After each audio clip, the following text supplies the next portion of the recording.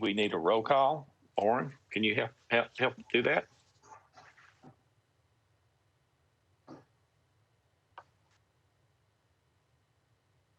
You're muted. You're muted.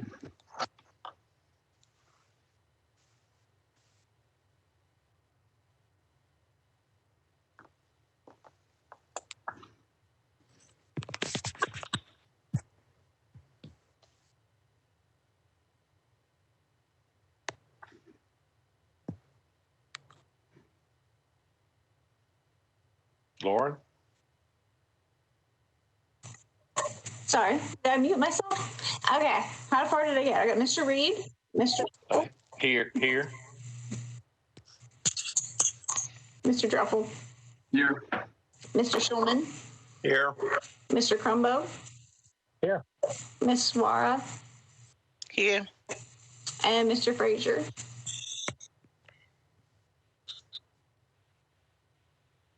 No. Okay.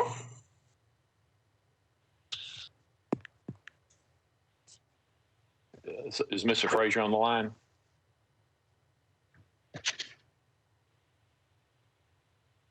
Okay. And first order is a motion to meet electronically. Can someone read that and so move it? Terry or Lauren?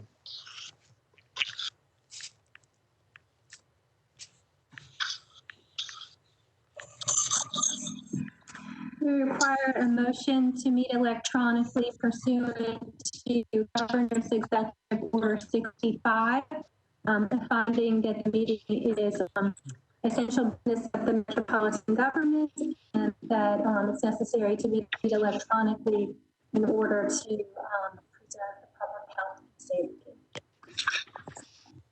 Okay, do I have a Mr. Chairman, I move that we okay. meet electronically. We have a motion. Do we have a second? Second. Any discussion?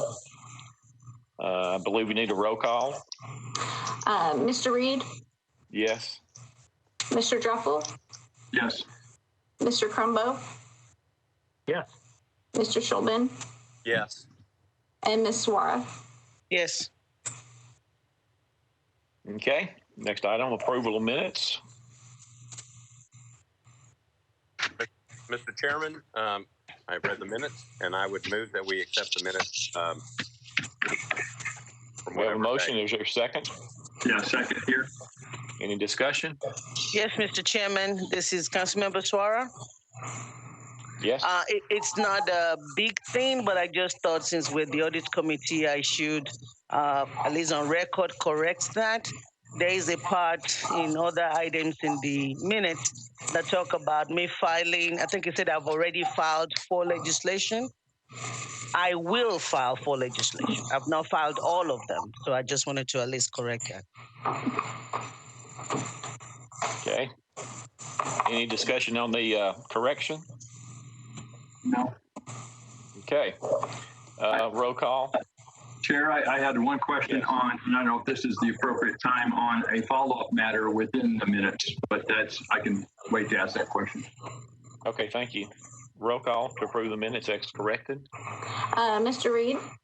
Yes. Mr. Druffel. Yes. Mr. Crumbo. Yes. Mr. Schulman. Yes. And Ms. Swara. Yes. Thank you. New business, Laura. The first item that we have is a request that came in from the Director of Water Services, Scott Potter. I don't know if he is on the call or not, but on September 9th, he emailed me and subsequently called me requesting that the Office of Internal Audit perform an audit of Metro Water Services billing and meter reading. This request has come from, this request came from the fact that the meter or the water rates were increased back in January, and there has been some conversation around them and some of the billing related to it. So Mr. Potter reached out to ask that we add this audit to the audit plan. Due to the timeliness and the importance of getting this audit done, our office did go on and start working on this audit. Metro Water Services was already on the audit plan. So what I would like to request is the original audit that was on the audit plan was for stormwater billing and revenue collections. Is just a last piece that we hadn't looked at water. I would request that we remove that, since we don't have the resources to do both audits, that we remove that audit and leave it for consideration on the next audit plan, and instead replace it with this request from Mr. Potter. Okay, questions? Tom? Yeah, Sarah, I do, but I saw Council Lady Zopat also have her hand raised, so I would. That was from before, so let me put that down. Okay, thanks, Council Lady. Question is, you said revenue collection was not going to be part of the audit. Is that correct? Yes. Sure.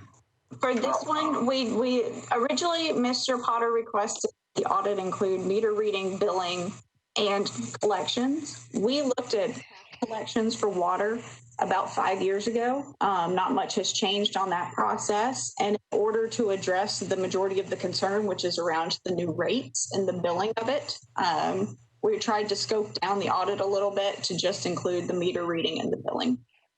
Yeah, the only question I had was on revenue collection or the amount, because a lot of my constituents I know end up with much higher water bills, significantly higher, triple and quadruple.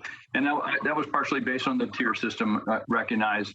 I just didn't know if there was a place in this on the audit committee to take a look at how much more did we accumulate in forecasted revenue, our revenue against the original forecast for the water department, only because then there may be an opportunity to maybe lower rates or the tiers. So if that would be a correct mission of this committee, I think there's some value of understanding that revenue.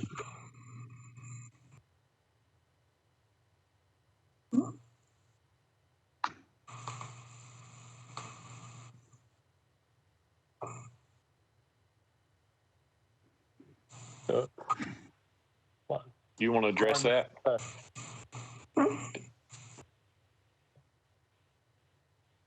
So Lauren, this is Kevin. I don't know if you can see my hand raised there.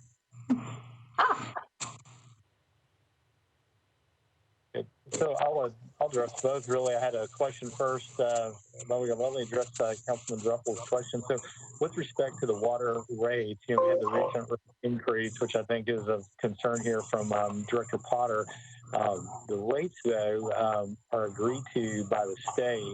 And I think there is quite a lot of regulation, so forth, we need to sift through before we can really address whether we can change those rates and still meet the obligations that we've set out there at the state. And to be frank, that legislation and the raising of those rates came along very early in my tenure here, like within days and in the first few weeks. So I can't profess at all to be an expert about them, but I did oversee, the ultimate passage, and would say before we go too far with that, that's probably an issue that we should look into to see what we can do first before we spend much time on it. And it could be that water itself can answer that question as well as Councilman Druppel, the questions that you're raising here, which are all good questions.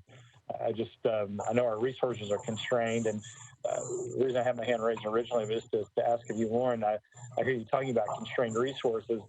Is, in terms of priorities and things that you know about now or that are on the horizon, is this a good fit for you and your team to be undertaking now, or do you see higher quality items that you'll have to step off of the list because this one will be on it? As far as, I think that this audit it falls in line with what we were already going to do with the audit plan. And I think that where we are with our audit plan right now, that this one does take more priority than the others that are on there. We've kind of got laid out what the rest of the audit, what our resources will be doing the rest of the year. So I don't think it's pulling anybody off of anything else that is just as pressing or as important as this. Okay, that sounds like good news. And then, again, I think Councilman Druffle's asking a great question. I just, I don't know what we can do if we have the information. And if we're good to ask Director Potter, I don't know if he's on the phone with us, but just to inquire what we can do before we undertake it. Chair, if I may. Yeah. Yes. I wanted to check with Lauren, when you're looking at the billing and how the billing is done on these new rates and all of that, would that include the collection as well? We had not planned to include collections, just to, I know that there has been a lot of questions around it and more of a urgency to get the billing and the billing reviewed and the meter reading piece of it reviewed.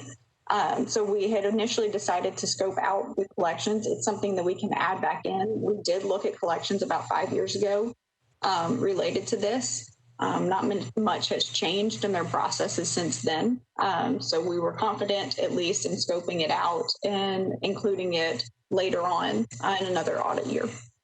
So when you, and I don't know if you remember, when you look at the collections 5 years ago, what is their rate of collection for the water department? That I am unsure of, but I can look that up and get back to you after the meeting.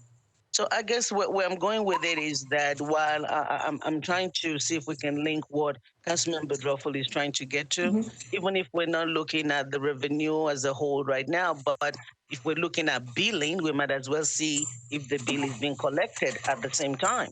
And that might be something we can use later as we're looking into the revenue recognition and all the other stuff. So I think for me, it goes hand in hand. To look at billing and look at collection at the same time. And if there's any way to scope that back in so that we have that information with us when we try to look at other stuff, that would be my recommendation. It's very possible to add that back in, yes. Yeah, and Council Lady, I thank you for that. I would suggest that, and I don't know for a fact, but with some of the larger increases in water rates where people were getting $500 to $1,000 a month of billing, it may be impacting our receivables. And it just may be, if it's not significant of a change in scope, it may be worth value making sure that didn't impact it. And that's, it's just a bigger deal. Thank you. And Tom, did my remarks there about what we can do with rates make sense?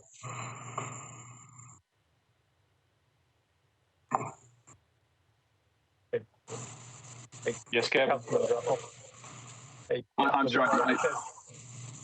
Yeah, I just want to make sure my comment made sense that if we spend the time to go get that information, could we actually effectuate rates with it? Which I think was the discussion here. And I just don't know the answer to that question. Again, if it's not within our scope, that's fine. And if it's not the time, but I think there's a time and place that we should take a look at the impact. By all means, I think the tiered system probably improves some conservation. It's just a matter of, did it go a little too far? And this may not be the right place for it. It just sort of happened to come up within this, in the audit. So, okay. So one suggestion being is that if it's something that's highly regulated here, I can find out about that, and I'll be glad to take that on through a finance department if it's not a fit here. I wish Director Potter or Amanda were on the line with us, but we can get the answer to that very quickly, and I can get right back to the group or to Lauren, however we got to communicate. That'd be great. Thank you. Yeah, glad to. Any other questions or comments about this? I guess I have one clarification for my purpose, Lauren. It looks like we have some scope questions that seem to be good ideas, and I know Kevin's going to kind of clarify one of them, but would that, I guess right now we have on our audit plan one type of audit for Metro Water, and we're looking to substitute that for another audit. Which one of those would this scope? I mean, can we still do that and just look at the new scope? I guess I'm asking your kind of direction on this. Yes, I think that approving the Director of Water's request for the audit and utilizing his request, just with expanding the scope of including all the way through collections. So it would be a Metro Water Services billing, meter reading, billing, and collections audit, and using that to replace the stormwater one, because stormwater is a different rate scale and completely different area of water. So I think that it's still able to proceed using that request. Okay, so we need to, you're asking to change the audit plan and then substitute with a new audit with some adjustments to the scope. Okay, do you want to kind of restate that so we can get someone to make a motion? Okay. We would like to take the opportunity to remove the Metro Water Services stormwater and revenue collections audit from the audit plan that was approved, and then replace it with the Metro Water Services billing and reading, billing, and collections audit as requested by Mr. Potter. Okay, do I have a motion to that effect? Yeah, I'll motion that, Kevin. Okay, so do I have a second? Second. Any further discussion? So, Mr. Chairman, Yes. this is Jim Schulman. So, I'm fine with the motion, but I thought Mr. Crumbo was going to check on something. Does that interfere with the motion? Mr. Schulman, I think if I got it right, he was going to check on the possible total revenue collection with the new tiered system against possibly their forecast. Maybe I misunderstood that, but I think that was a little different than what we were looking for. But correct me if I'm wrong. No, Yeah, this changes the audit plan to a different scope, and that scope may still change a little bit, but it changes the audit plan. And I'm sure when you get into these audits, it changes a little bit anyway. But this just changes the audit plan. Okay, then I'm fine with the motion. I just want to make sure I was clear. Thank you, Councilmember Druffel. Any other discussion? Okay, I guess roll call vote. Mr. Reed, Yes. Mr. Schulman, Yes. Mr. Druffel, Yes. Mr. Crumbo, Yes. and Ms. Swire. Yes. Okay, thank you. Next item. The next item that we have is the Metro Nashville Public Schools Capital Projects Process Audit that was performed. This audit was put on our audit plan due to the fact that this is a process we've never looked at in Metro Nashville Public Schools, and it is a significant amount of funding that is given to them for this. So what we did was we looked at fiscal year 2017, 18, and 19, which accounted for about $309 million of appropriated funds or of funding. And we looked at it to determine if the controls that were in place, starting at the very beginning of the process, were there controls in place to ensure that there was, that the needs were recognized, that the planning and that the cost estimations occurred correctly. The next thing that we did was we looked at controls around the actual procurement. Once the project was approved and started going, how was it procured? And was it monitored? What we found was that MNPS has effective controls and processes in place around the beginning of the process, specifically around identification of projects that need to be done, the planning and the estimation. Our observations that we had 3 observations, and they were around the procurement and monitoring piece of it. We had 1 high risk observation and 2 medium risk observations. These resulted in 5 recommendations, 4 of which were accepted and 1 which was rejected. Our observations, our first high risk observation was around the actual procurement. What we found while we did the audit was that of the 3 large projects that we looked at, there was procurement for 6 different pieces to those. And in all 6, the procurement department was not involved in the actual procurement of those services, 2 of which being architecture contracts that were awarded without public bid. What we would like to see is that the procurement process or the procurement department is involved in this process. Additionally, we had individuals that were on the evaluation committee that were compiling all the scores and then averaging them to determine who was awarded the contract for those that did go through the contracting process.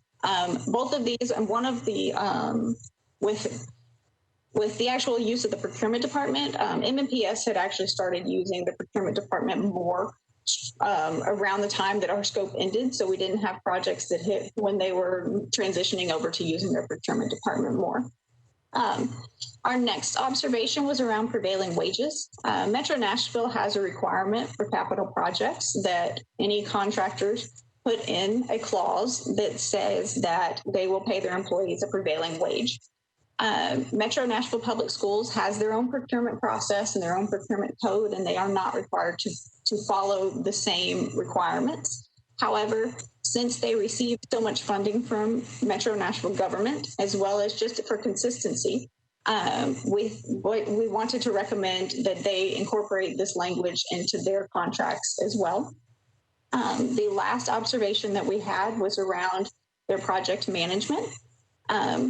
Oftentimes they would get their project management invoice, which would break out the individual projects that incurred the project management costs.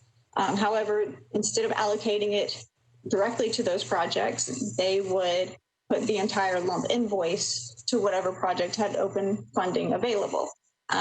This unfortunately makes it harder to track and do an observation and monitoring of whether or not they're meeting budget actuals and just the overall progress of the process or progress of the project. So we recommended that they look into a project management software, which would make this easier, as well as they at the very least allocate costs to the projects in which they occurred on. As I said, we had 5 recommendations, 4 of which were accepted. On the phone with me, or on the WebEx right now from Metro Nashville Public Schools, we have David Prophet, Casey McGow, and Mark North, as well as from the Office of Internal Audit, our auditors who did this work, which is Laura Henry and Seth Hatfield. Are there any questions around this audit? I just had. Go ahead, Council Lady. No, thank you. I have a number of questions, and I don't know in what order I want to start, but I think for me, the biggest one will be on the recommendation that was rejected. And I would like to know on what grounds was this rejection made. I know that the council will want to talk more about it, but I just want to ask the MMPS folks that are here, what was the reason for the rejection? This is taxpayer money. This is council money. The council is allocating this bulk of money to metro schools. And if this is something we require with our own procurement, I think it makes sense for us to be able to say anyone getting money from metro should follow that. So that's my first question, and I can let them answer that before I ask another one.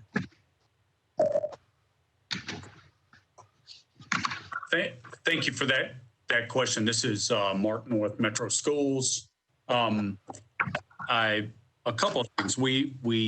Of course, our procurement and Metro government procurement is different, and sometimes doesn't match exactly. And we appreciate when it's pointed out those differences.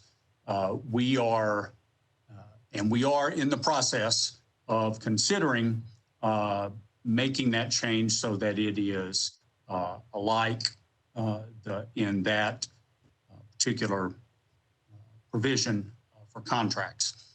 It's going to take some internal discussion before we complete that, but we are considering it. And so I think if the recommendation, I read the recommendation as telling Metro Schools to consider amending it to be the same or alike.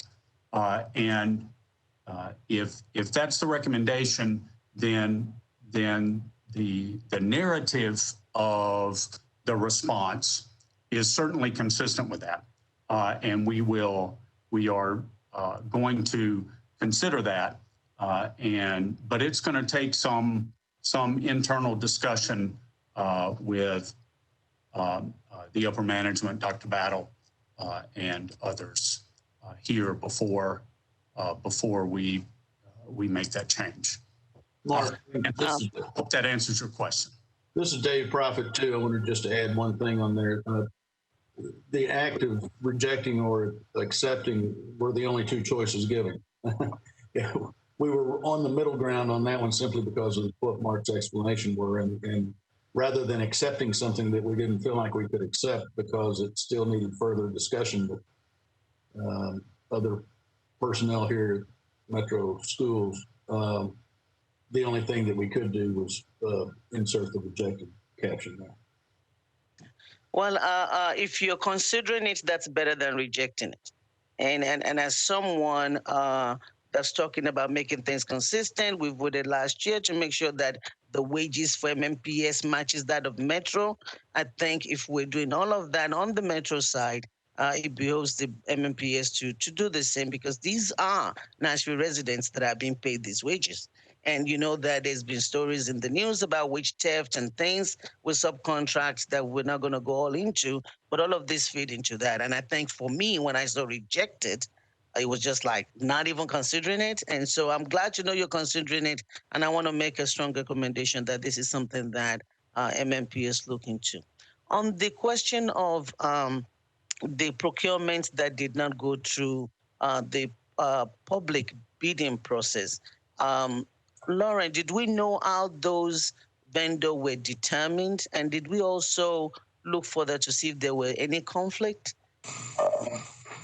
We did not look any further than that. And Laura actually may be able to answer better whether or not any explanation was requested as far as how it was done, or somebody from MMPS may be able to answer better.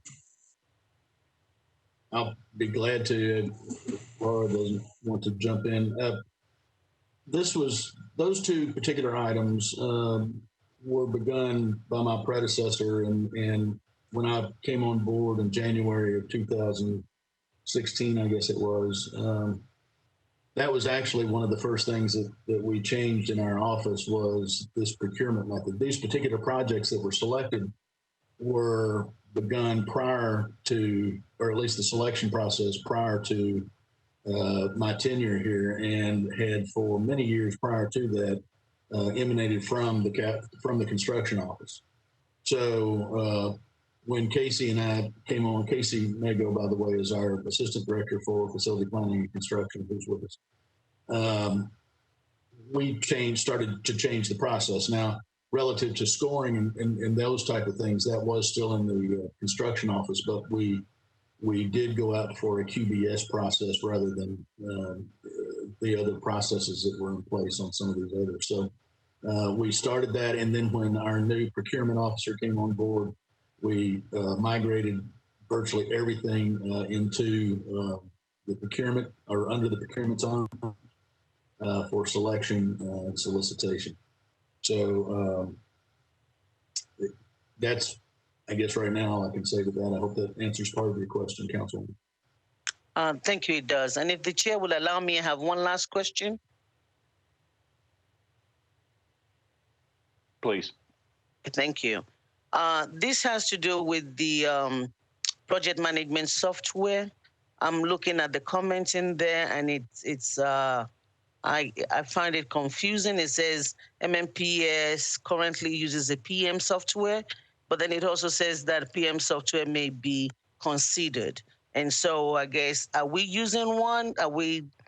Is the recommendation to change it or use a better one, or we don't have any? Just wanted that clarification. We have our own internal software, I guess you might say, that we use. Casey Mago handles most of that in our office, and I'll let her jump in. But it's simply a matter of having the proper funding to purchase that software that we have not budgeted for this year.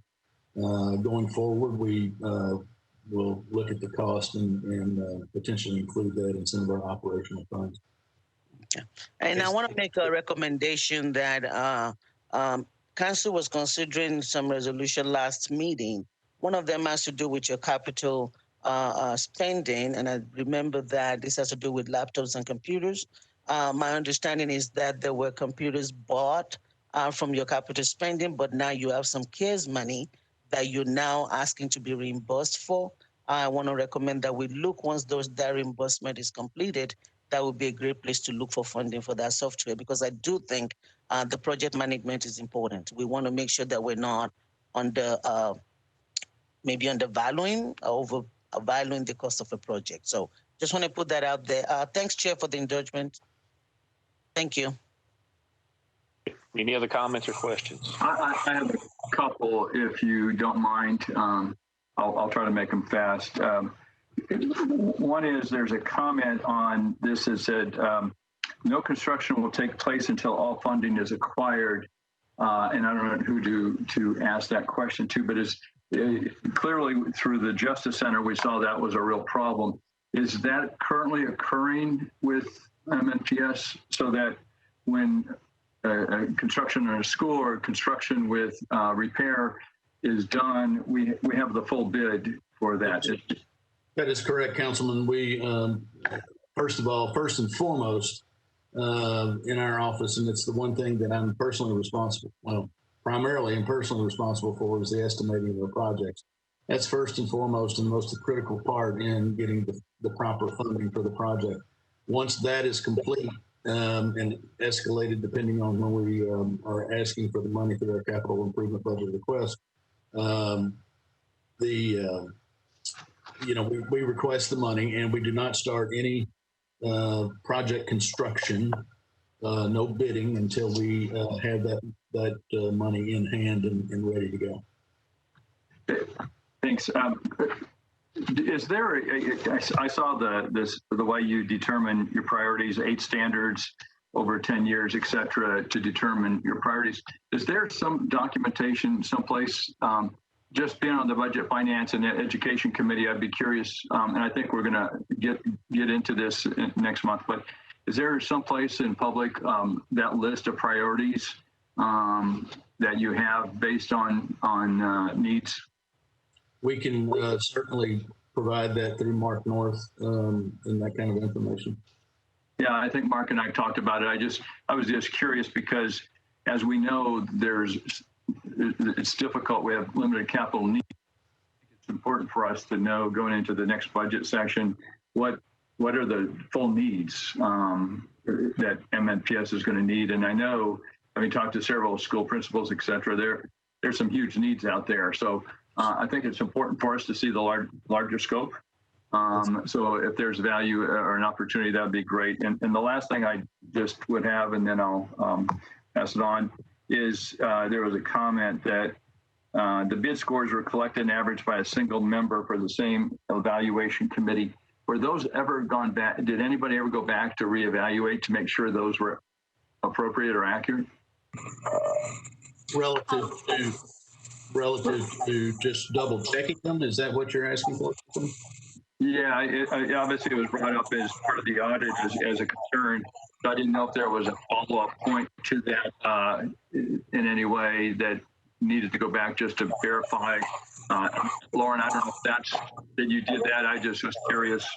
We performed a recalculation of the ones that we pulled for sample. It was more or less just going forward that we saw the risk, and we never saw anything actually bubble up to any miscalculations, but it was just more that we recognized the risk of having that duty being with one person. That's all I wanted to know. Thank you very much.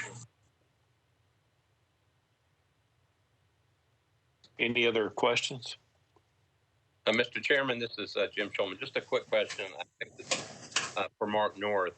Could you go back, just explain on the prevailing wage, what is the actual process to, if the school system were to change it, how does that get approved? Is it approved by the school board and they have to adopt a new policy? How exactly does that work? There would be an internal administrative discussion first. And then it would be discussed with the school board to make a policy change. Now, whether that can be changed administratively, I would need to check with our board office to see whether that is a administrative procedure that can be changed without board approval. But I would expect at least notification to the board, if not seeking approval. If you don't mind, just when you figure out that process, just let us know. I think that would be helpful. I'll do it. Okay, thank you. Thank you, Mr. Chairman. Thank you. Any other questions? Thank you. Next item.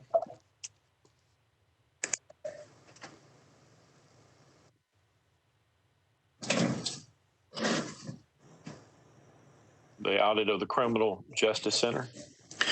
Okay, that's me.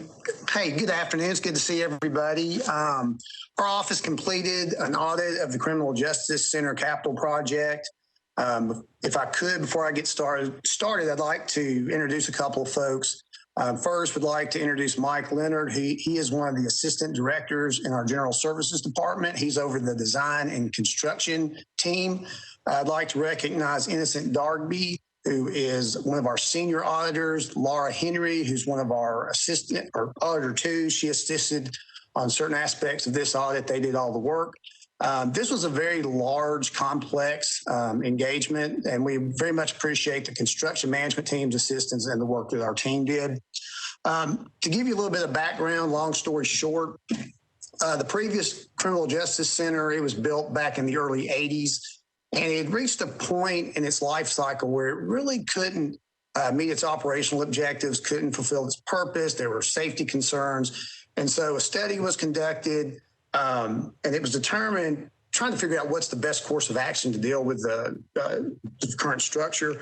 And it was determined that the best thing you could do is just build a new one. So renovating the old structure wasn't optimal. So the funding of this started, I believe, in 2015. Construction started in 2016. The keys were turned over to the sheriff's office in November 2019. Now, the project was not over at that point. There was still work being done. Our scope, the time period we looked at, was basically the inception of the project through October of 2020. Or not October, I'm sorry, March of 2020. The project still, it was almost complete, but wasn't completely done. I think, and Mike can keep me honest here, I think there's like $3 million or so after that. So when you look at the numbers in this report, it's important to note, they can get kind of confusing, but the numbers are based on where we were as of March 2020. In 2021, we're going to send Innocent back out there to do some closeout audit steps and to look at how the remaining amount of the money was spent. But again, this was a huge project. The budget ended up, it was managed by two separate departments. The lion's share was managed by the General Services Department. They had roughly $175 million. Sheriff's Office had about $3.2 million. And as of October, or not October, I keep saying October, but it's actually March 2020, the amount spent on the General Service bucket was about a little under $172 million. And then in the sheriff's, it was about 3.3. And we'll have final numbers when Innocent goes back out there and we issue a final report on that part of it. In terms of the major players on this, so I'll be mentioning them a little bit here. Obviously, you've got General Services. They're one of our larger departments. They wear a lot of hats. One of those hats is they manage some of the construction projects. We have some of the larger ones. Capital Project Solutions, I'll probably refer to them as CPS. They were the vendor that we hired to be our project manager, kind of to represent our interest. Bell and Associates, they won the contract bid to be the general contractor. They, in turn, had about 63 subcontractors. And then on top of CPS and Bell, you had about 3 other direct vendors like Core Civic, who housed inmates and things of that nature. So In terms of the audit and what we looked at, construction audits have their own, they're their own beast. There's a lot of different ways you can go about a construction audit. We really looked at two broad buckets, two general questions. The first question had to do with, excuse me, what controls do you have? What processes do you have to ensure that successful project delivery? So in other words, what are Metro's objectives? What are we wanting out of this project? And what do we have in place to make sure we're meeting those objectives? And then the second question has to do with the physical controls, because there's a lot of money spent on this project. So what controls and processes do you have in place to make sure that costs are being controlled, that they're reasonable, that they conform to the contract, and so forth? To answer to both of those questions was generally yes. There was a lot of things that were done well. I'm not going to go over all of them. They're in the report, but you did have all of the funding sources went through the capital spending plan, were properly approved. You had all the direct vendors like Bell and Associates and direct vendors. Innocent looked at all the RFP process. They were all awarded in conformity with our procurement code. You had both General Services and CPS were involved in the subcontracting process with Bell and Associates in accordance with our procurement code and the contract.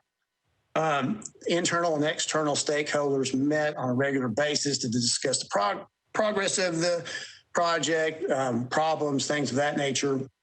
One thing that was good for us on the CPS side, they had a software system called Procore. And a lot of times in an audit, what makes things go easy or a little bit challenging is how mature are your processes? How well are you managing those processes? And finally, what kind of documentation do you have to back up what you do? This was a record retention software system, and it was very helpful to us. So if we want to go in and look at payment applications, there was a folder for that. If we wanted to go in and look at the meetings that the internal, external stakeholders had, the minutes, agenda, what they talked about, there was a folder for that. Also, we had CPS as our project manager, but you also had a team at General Services that worked with CPS helping manage the project. In terms of the fiscal side of things, there were 47 payment applications throughout this project, 17 amendments and purchase orders. Innocent went through all of those. There was adequate supporting documentation. There was multiple layers of review. They ticked and tied the way you'd want them to. So, for example, let's say you had a subcontractor did some work for Bell, they billed Bell, and then Bell bills Metro. All that documentation flowed through as you would expect it to or hope for it to. Of the subcontractors, there are 63. We looked at 19. They were paid timely and things of that nature. So those are really good things. In terms of recommendations, we had 5. All 5 were accepted. 4 were low, medium risk, and then there was 1 high risk area. I'll start with the low, medium risk, and we'll hit the high risk for last. The low risk and medium risk had things to do with, consider having your, when you're doing just have disclosure forms for related parties during the solicitation process for your major vendors. Or have policies and procedures on your contingency fund, or another one was on your background checks. General Services has internal policies that they develop with the police department, the ITS department, in terms of what kind of protocols they take in terms of background checks on the folks who work at the construction sites. That did not match the contract, so we should just make sure those things are in alignment with one another. The big one, I'd say the high risk one, has to do with the guaranteed maximum price of the GMP. Simply stated, this is way too simple, but what it is it's basically a ceiling that protects Metro from huge cost overruns. It transfers the risk from Metro to basically your general contractor. And typically you want to set that at a certain point within the life cycle of the project. And you can't do it on day one because you need information to make a knowledgeable decision. And we have internal policies here at General Services in terms of you typically will set that. You'll typically set that after the design phase. You don't want to get too much into the construction. This one, it wasn't set until, let me look, April of 2019, and we had spent 132 million up to that point. Now, one thing that makes this observation a little bit ambiguous is you did in this particular project, and when we talk about the objectives of a project and which drives your cost, they changed some. Is the project manager I had a conversation with him, the goalpost, his comment was the goalpost kept changing. An example of that would be, if you've been around Metro for a while, this facility was supposed to initially be built at the Harding Road site exit. It's a blank field. They're going to build it there. But the system worked the way it was supposed to in terms of the community. There were concerns about it being built there. So the community got in touch with their elected officials, different Metro officials. Our elected officials and our Metro officials got together. They studied it in more depth.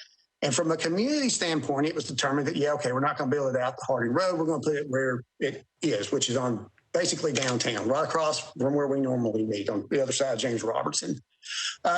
Well, from a project side, that enhances the cost because one, it's far more complex to build something in a downtown urban area than it is in like off a field.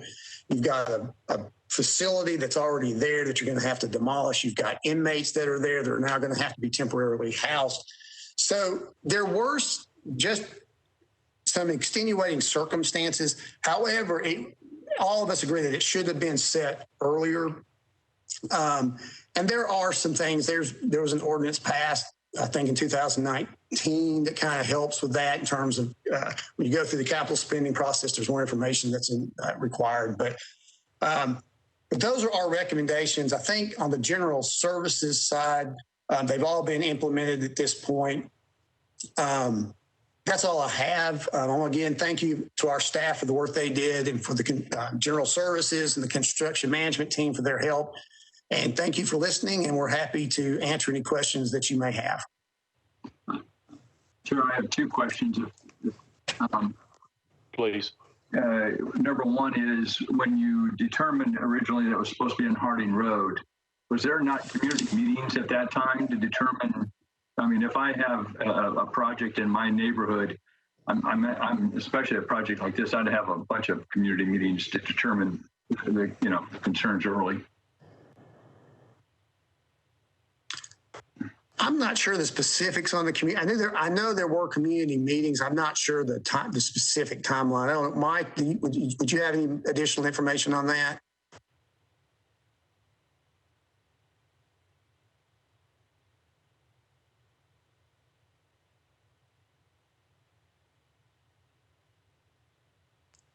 Mike, are you muted?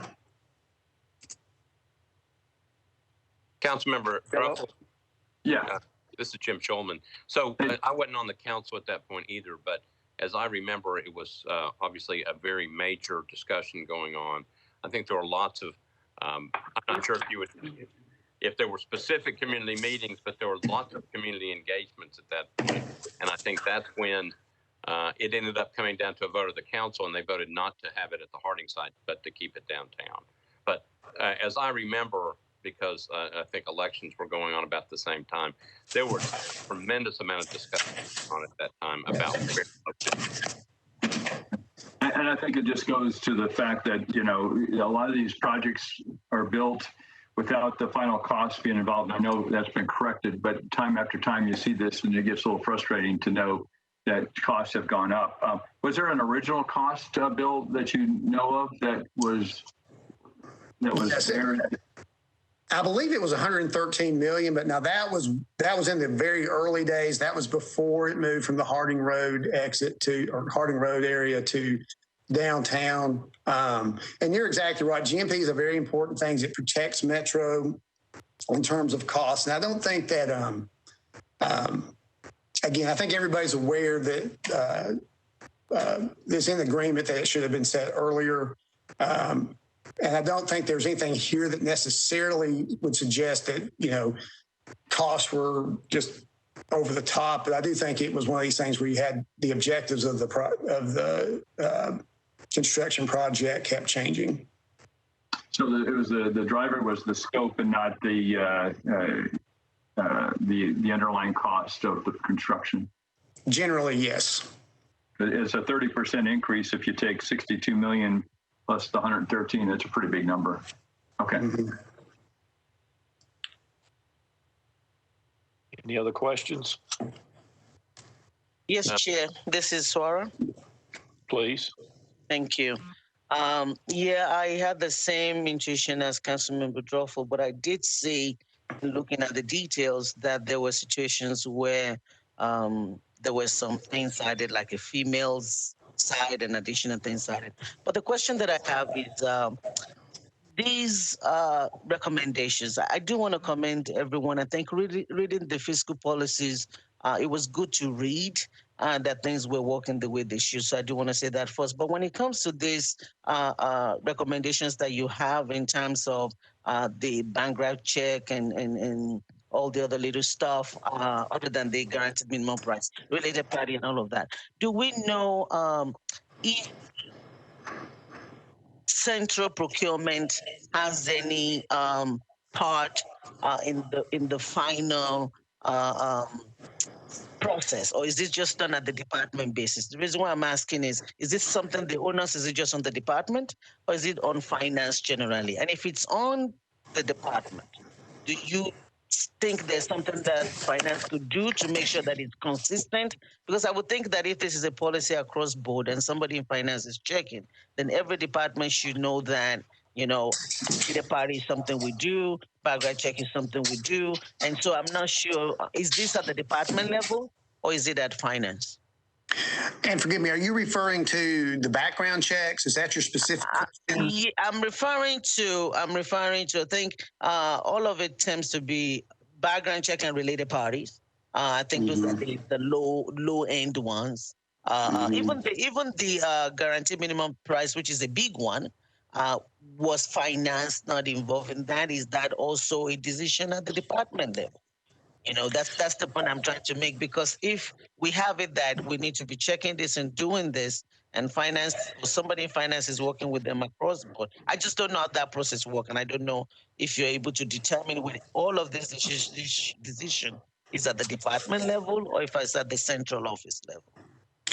Well, and let me state my understanding of it. Now, this could be incorrect, so let me qualify my answer here. But like when it comes to like the GMP, for example, I think my understanding is that's more handled at the department level, because, you know, you've got your project manager, you've got professional people at the, you know, you've got professionals in general services, you've got professionals at CPS who are representing our interests. So they're going to be more in the know as far as, you know, looking at the designs, looking at the various things that you need to know to actually set that at a proper level. So my understanding on that one, that's more at the local level. In terms of the background checks and what goes into the contract, I think on that one, I would say general services, you know, because we talked to them about this, where they vetted their process in terms of what should go into a security check. Because again, they do this on a day-to-day basis. Now, finance, you know, you go through the RFP process, you go out to your store and you award a bid, and then you go through this where they're going through the contract, and there's all this back and forth sometimes. You know, I think sometimes, particularly on a construction contract, you know, those are pretty detailed and pretty involved. I think in this particular case, it just kind of probably some standard language that just got missed when they were going through it. But I know one of the concerns that General Services had in terms of like what the contract had in it, because it was actually more stringent than what you had in the internal policies.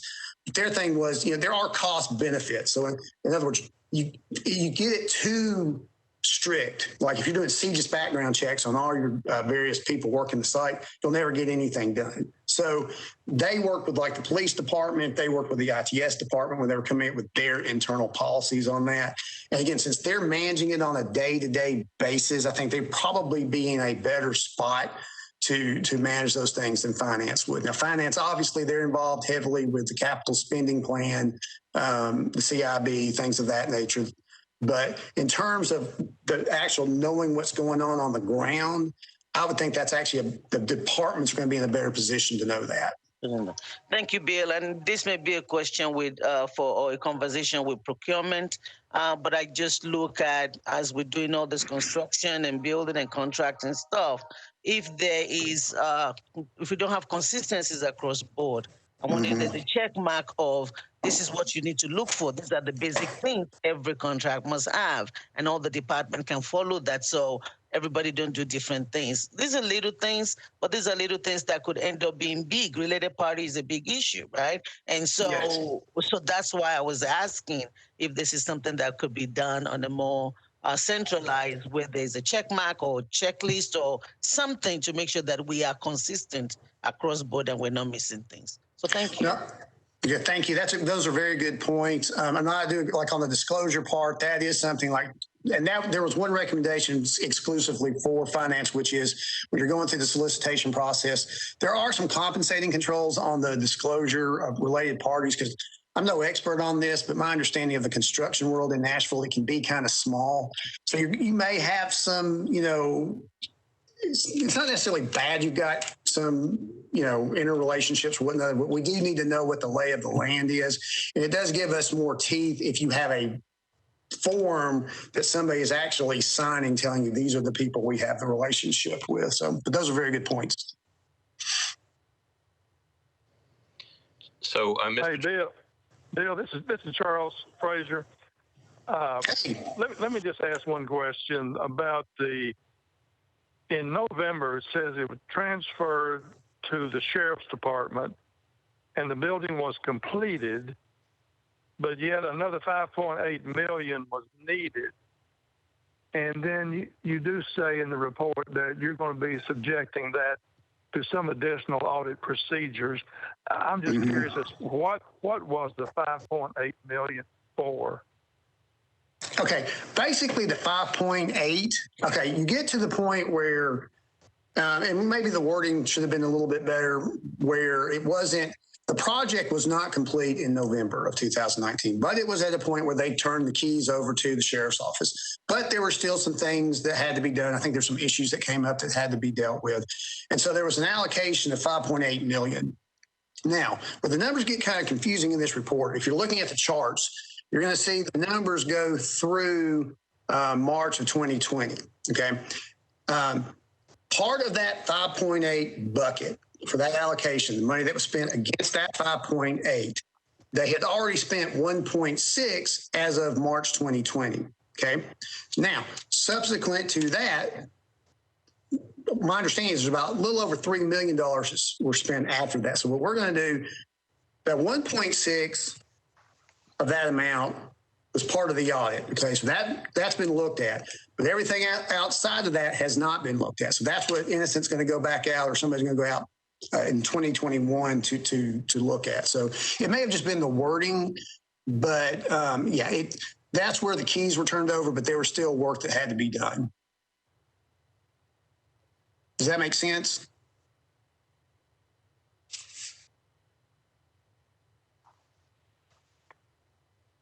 All right.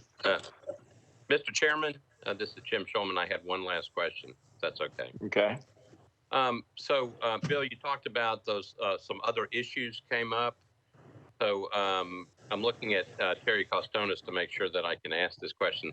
What I'm trying to do is figure out some of those issues resulted in concerns about people who were allowed on the site, who probably have been on the site. Would that have come up in review for this particular type of audit in terms of both background checks and in terms of, because this was obviously a different type of construction than what you would, I guess we have to be concerned about everything, but this is talking about a criminal justice center. So the question is, was this in some way, would this have some way been connected to the audit that you all were doing? Well, and then tell me if this answers your question or not. The audit basically looked at, okay, what criteria do you guys use? Because obviously there's a risk. Obviously you want to do background checks on people who are working the site to mitigate our risk of things, people who should not be on that site are not on the site. The question is, what policies are in place and are you implementing those policies? Now, discussions we've had with General Services, and Mike, I don't know if Mike was able to get back on, but basically, they were more concerned. You can't do, like I was saying earlier, you can't do like the CJIS background checks, really involved checks, or you never get anything done. When they developed their policies, a lot of times, again, they got input from the police department and from the ITS department. A lot of their procedures when it comes to protocols on the background checks has to do with ITS and security related to ITS. In terms of, and I don't know if this is your question, had they had different controls with the issues that you had with the person getting in there, getting the keys and things of that nature would have been caught? That you just don't know. But they do have policies that were vetted, and we checked those policies against what they were doing. It didn't match the contract, but they did have policies in place that they were following. Whether that would have caught the problems that occurred, I can't remember if that was late 2019 or early 2020, but that I don't know. That's a hard question to answer. I don't think so. That would be more of a question for General Services, which I'd be happy to follow up on that for you if that doesn't answer your question. Well, the only question is obviously, I think we all learned a pretty big lesson on this. Mm-hmm. There will be other times in the future when I'm no longer associated with the council where they will build probably another facility, and so we don't want to have that same type of thing happen again. And I would guess there are other facilities or other cities around the country that are probably looking at this very situation and going, what steps can we take to make sure that doesn't happen there? So I was just curious if it showed up, but no worries at this point. I know it's been handled, and the reimbursement and other things I think came from outside, but just curious if it showed up in your all's audit. So I'll follow up. I'll follow up in a different way. Okay. Thank you. Thank you. Okay. Any other questions or comments? Okay. Thank you. Thank you, Bill. Next item. Thank you.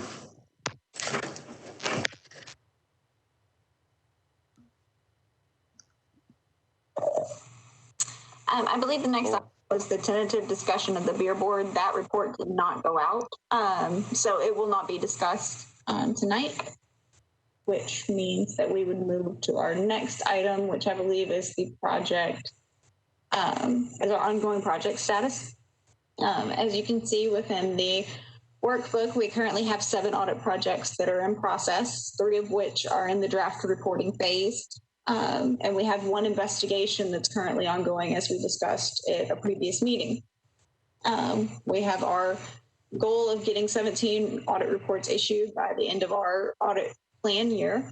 We currently have 9 with 9 audits, as well as 3 hotel tax audits and 2 investigations that have been issued, as well as we've got the current 7, so we should be able to meet our goal. Are there any questions around project status?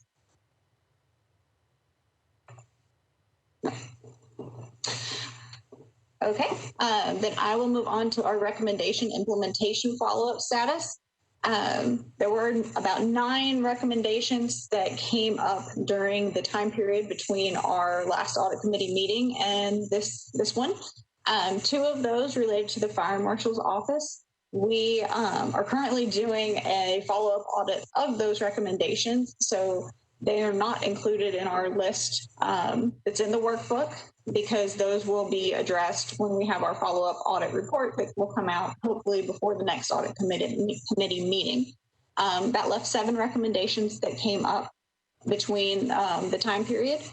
Of those 7, we had 4 that were closed, one of which was the last general hospital related audit recommendation, and this actually sets us up. That will be the next follow-up audit that we are probably going to do, and it will include both their procurement audit and their pharmacy audit. And then we had 1 individual at library request a revised date of about 2 months later, just because of priorities of events and things that were going on. She requested just a little bit longer. They're in the process, and so after discussing what they are doing, they are working towards completing that one recommendation easily before, most likely before the revised date they've requested. We did not get a response from one department, which is the Davidson County Sheriff's Office. These two recommendations have been open since to their 2017 information technology audit that they performed. What happened was they didn't respond. However, in their last response prior to this in about, I think, April or May, they mentioned that they're working with ITS to implement a project that would address these two recommendations. Knowing that, I went on and reached out to ITS, who promptly responded to see if those projects had been completed. ITS's list of projects is quite long, but they have that one planned to be completed and implemented in Q1 of 2021. So it's a little bit of a revised date. ITS did also mention that they are what DCSO currently has in place. I know y'all can't see because it's a confidential audit, but what ITS or what DCSO currently has in place is meeting the needs that are of the recommendation. The recommendation is almost kind of an upgrade. So there's not a concern around any type of risk, big risk. It's just more of an upgrade that they need to get to. But it will be done within Q1 of 2021. With that, another thing that we did mention about recommendation implementation at the last meeting was making an internal policy for the actual follow-up. We discussed it not being in the bylaws, but being more in an internal policy. Currently, that policy is within what we call our how to audit guide. It is what originally had said that we would follow up via email or phone call twice a year and report back to the audit committee. I've drafted a new policy to go in there. However, our how to audit guide is doing a entirely new revamping of it because we got a new audit software. So it's not in the workbook. I'm happy to circulate it outside of this. But what it basically says is that within 6 months of the last medium or high, if it's a combination, but within 6 months of the last medium or high risk observation recommendation being implemented, we will perform a follow-up audit of those medium and high risk observations to ensure that they were implemented. And so that's the adjustment to it, and that we'll report back with the follow-up. And that additionally, that on an ongoing basis, as the recommendations come up for the implementation dates, we will be performing follow-up emails to at least confirm, monitor the status with the department on an ongoing basis instead of twice a year, as it had been previously. Are there any questions around recommendation implementation?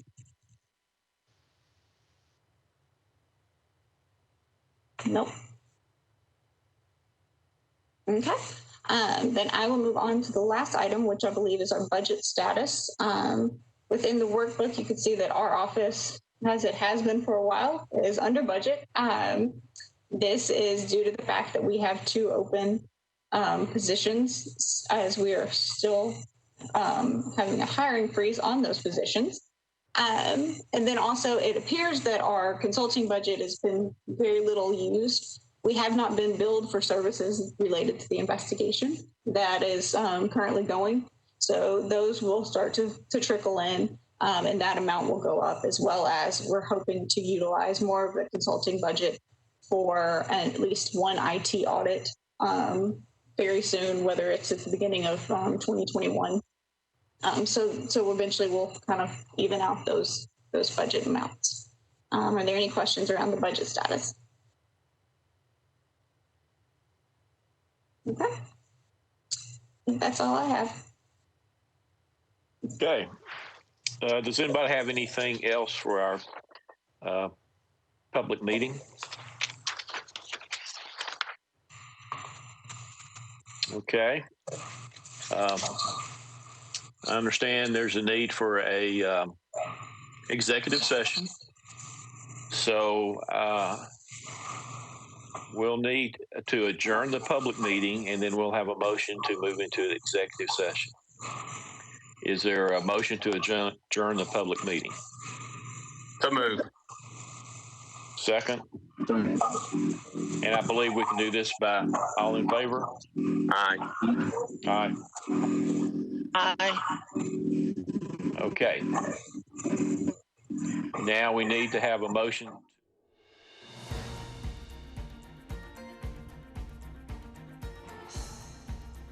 This has been a service of the Metro Nashville Network. If you would like to see this presentation again, or for more information about this and other programs, visit nashville.gov.